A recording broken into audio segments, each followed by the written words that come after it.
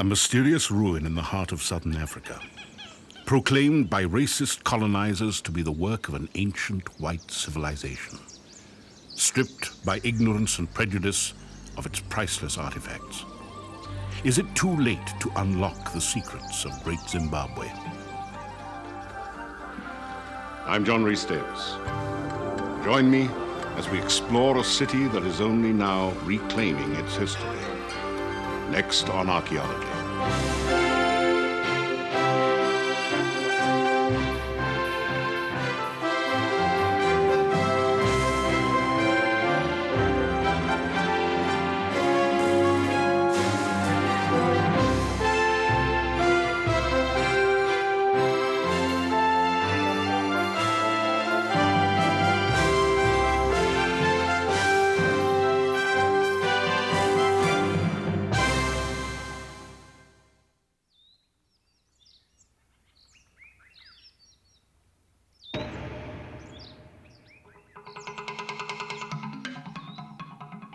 Rising out of the highland plains of southern Africa, these ghostly grey walls lay empty for centuries before the first white man lay eyes upon them. The African people who lived around the ruins, the Shona, called them Zimbabwe, or sacred houses. But they offered outsiders no clues to the mysterious lost culture that had flourished here. To the would-be colonizers of this African heartland, the magnificent city spoke of some ancient white civilization that had burned brightly and gone out thousands of years ago. Some envisioned in these walls the biblical palace of the Queen of Sheba. Others saw a city established by the Phoenicians, venturing south from their Mediterranean homeland thousands of years before the birth of Christ. The Great Zimbabwe was none of these things. It stood at the heart of a thriving African culture, a magnet for trade from as far away as China and a home to skilled artisans and stonemasons. But white colonizers, with a contempt born of arrogance, ravaged the city's legacy and plundered its ruins. Only today is the Great Zimbabwe reclaiming its proud heritage.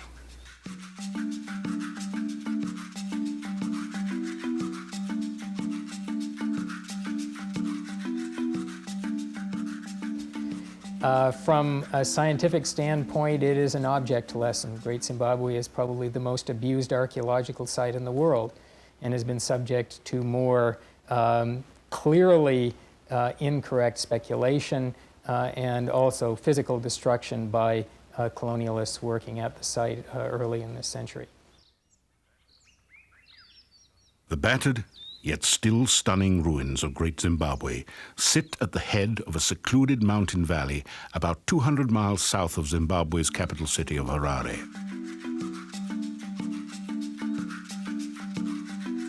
Sprawling over some 1,800 acres, the dense maze of walls and towers fashioned from local granite are the largest stone constructions south of the Sahara Desert. The remarkable thing about this very beautiful masonry is that it is all done with dry stone walling, without the use of mortar, and apparently done with no preconceived architectural plan. It is being built in many ways like the cathedrals were built in Europe by a labor force that was working to a design that was in their heads rather than on paper. Without question, the construction of these freestanding stone walls required great skill. But by the time the Portuguese explorers first rounded the Cape of Good Hope in 1488, the city lay empty. The identity of its builders would remain a mystery to outsiders for hundreds of years.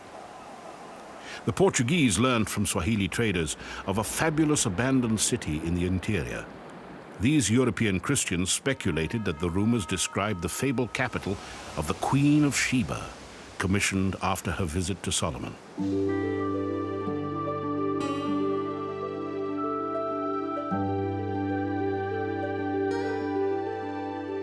It would be almost another 400 years before the first European laid eyes on Great Zimbabwe. German geologist Karl Mauch seized on the theme of biblical origins for the site. I "I do not think I am far from wrong," he wrote, "if I suppose that the ruin on the hill is a copy of Solomon's temple on Mount Moriah, and the building on the plain a copy of the place where the Queen of Sheba lived during her visit to Solomon."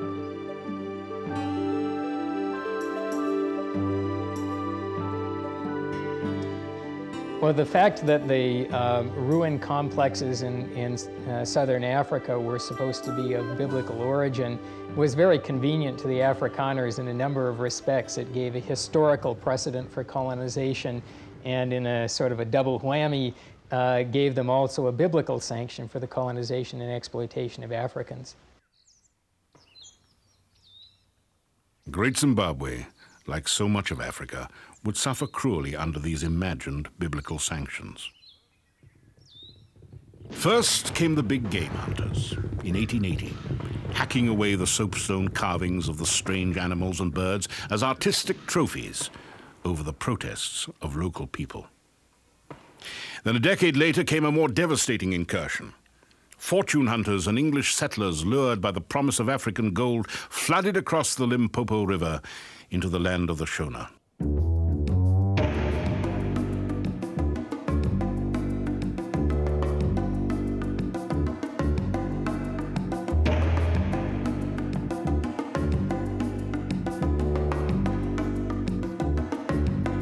Cecil Rhodes, the driving force behind this colonization, was determined to prove the theory that the Great Zimbabwe had been the capital of an ancient Phoenician colony.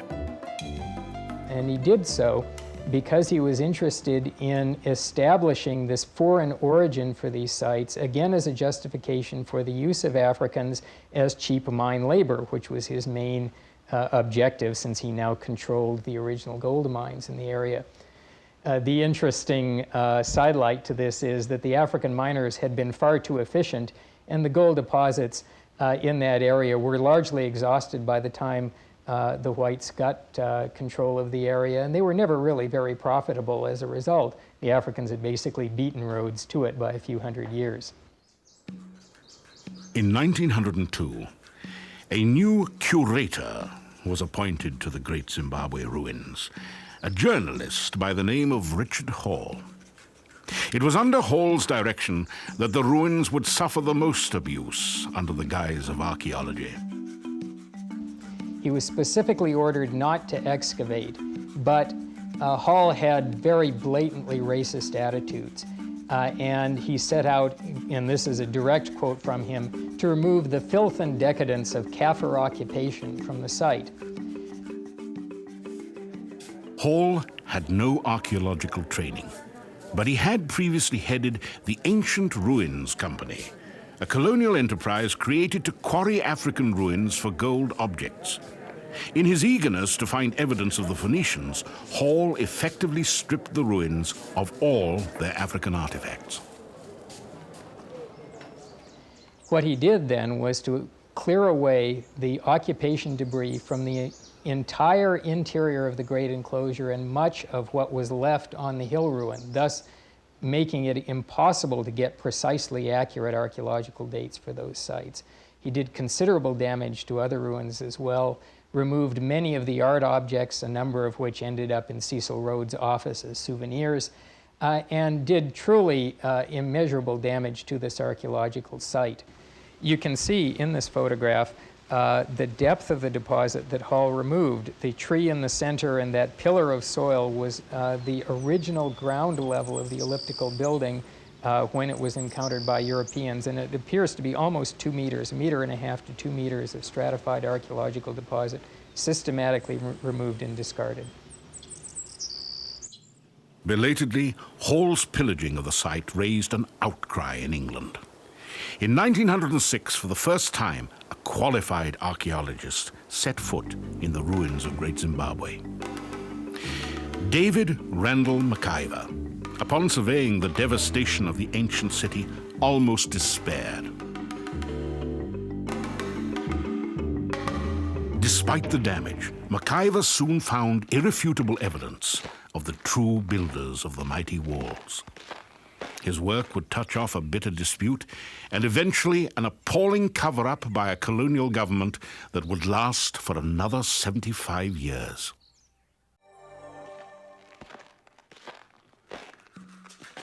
The scientific community had finally had enough of Hall's brutal treatment of the Zimbabwe ruins. They demanded that he be replaced. So an unbiased professional archaeologist was sent in by the British Association for the Advancement of Science in 1906, a fellow by the name of David Randall McIver, who conducted brief excavations in what was left of archaeological deposits at the site, and came to the conclusion that they were entirely of African origin and medieval in date, and he even estimated the age for the elliptical building at somewhere in the 15th century due to his knowledge of the Chinese glassware found in the site. This was a very astute observation because later radiocarbon and structural analysis places those buildings very close to that date. McIver had spoken the unspeakable, suggesting that the despised native Africans were capable of an achievement on the scale of Great Zimbabwe. His conclusions were dismissed out of hand by Rhodesia's white government. So volatile were the passions unleashed by McIver's findings that it would be more than 2 decades before another qualified archaeologist was allowed onto the site.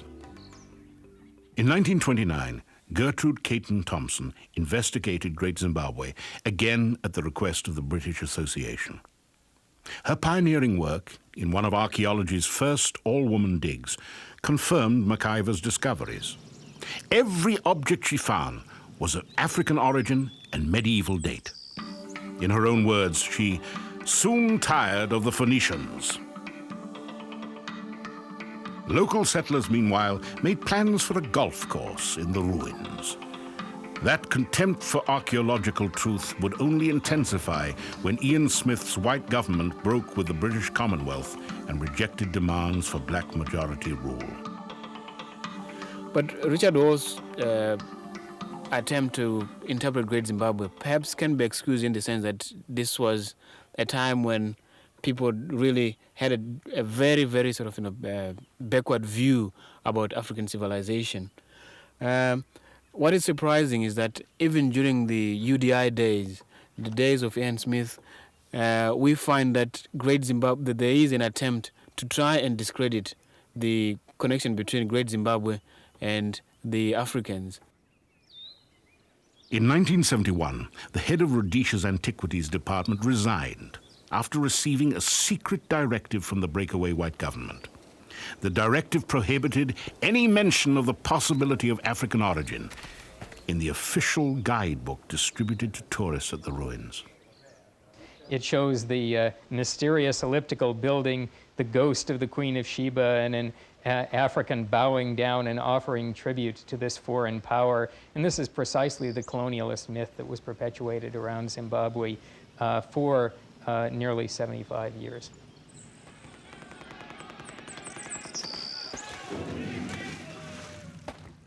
In 1980, after a bloody civil war, the government of Rhodesia came under black majority rule. Finally, the people of Zimbabwe were free to search for their past among the ruins from which the newly independent country had taken its name. What is important is that now, for the first time in the last 10 to 15 years, a body of African students are beginning to learn archaeological techniques and apply their own understandings, their intimate understandings of African culture to African archaeological sites, not only in Zimbabwe, but in many of the surrounding countries. But the questions remained. How much of Zimbabwe's past could be reclaimed from the stripped ruins, and how much had been lost forever? The first people to settle at Great Zimbabwe were cattle farmers, who arrived in around AD 350. They were drawn by rich grazing land and a temperate climate free of the tsetse fly that plagued the cattle of the African lowlands with sleeping sickness. The reason why Great Zimbabwe became a very big urban center is mainly due to the wealth accumulated from cattle wealth. There is quite a lot of evidence to show that the people at Great Zimbabwe were keeping quite a lot of cattle, and this cattle was used initially for local trade, and the wealth from the local trade went on to fuel international trade with the East Coast. The people who would settle and exploit this rich region were ancestors of the present-day Shona people of Zimbabwe. They built mud and stick homes in and around their evolving stone walls. Pottery, the pottery which was made during the Zimbabwe period is the same as the pottery which is made by the Shona people today. So that gives us a direct evidence to show that it was built by the ancestors of the Shona. The site was first occupied around 1900 AD. This was when they were not building in stone. They started building in stone around 1100 AD. And from 1100 AD to about 1450 AD, the site was occupied, and it grew from a small village to a very big urban center. Pottery shards and beads dating to around 1100 testify to the city's rapid rise as a commercial center. By 1300, the Zimbabweans were trading their gold and ivory down the nearby Sabi River to the coast, exchanging them for beads and porcelain from as far away as China. And what you see here are examples of Arabic pottery. This is the decoration fused into the shed, and these are Arabic pottery ware with this one, which had a small piece of lettering, Arabic lettering, at one end, but it's not very visible now. And the rest you see are Chinese, which came in through trade.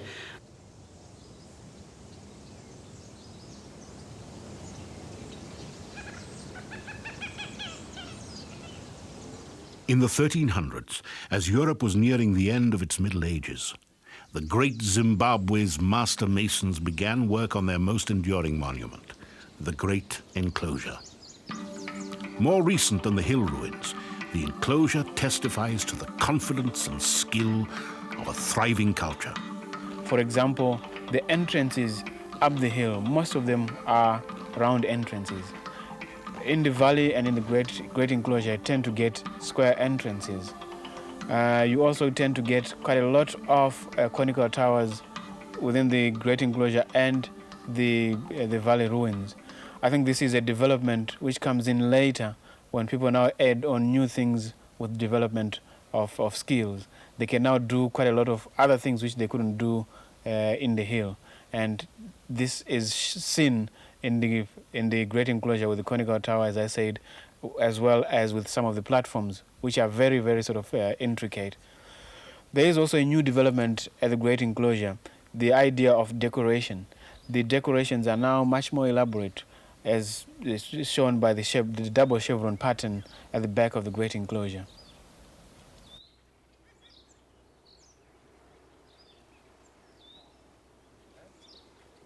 "20,000 tourists now visit the Great Zimbabwe each year, eager to reclaim for themselves some of the city's rich heritage. Clambering among the ruins and scavenging for keepsakes, they are taking their toll on the ancient stone walls. The caretakers of the site have recently enlisted the help of modern technology to preserve the labor of long-dead masons. In the most fragile areas, each surface stone is marked and entered into a computer. When walls collapse, advanced architectural programs will plot their reconstruction.